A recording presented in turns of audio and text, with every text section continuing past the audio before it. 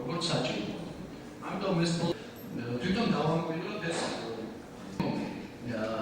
ეს პრობლემა არ დგას organization ქართულ NGO-ში, ხო?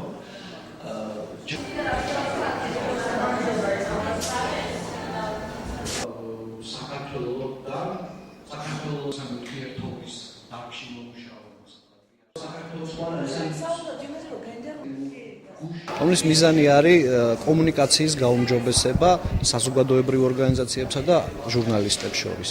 რათა საბოლოო ჯამში ის საქმიანობა, რომელსაც ეწევიან საზოგადოებრივი ორგანიზაციები, უფრო კარგად მივიტანოთ ხალხამდე.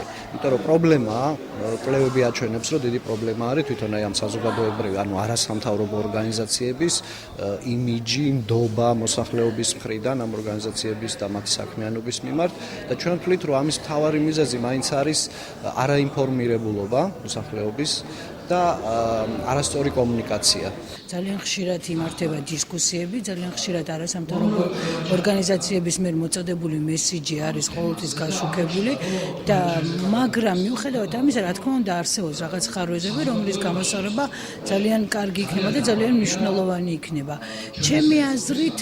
ჩემი აზრით, მაინც ამ კუთხით უნდა ვიმუშაოთ ორივე მხარემ, არასამთავრობო ორგანიზაციებმაც და უნდა იმუშაოს მედიამაც.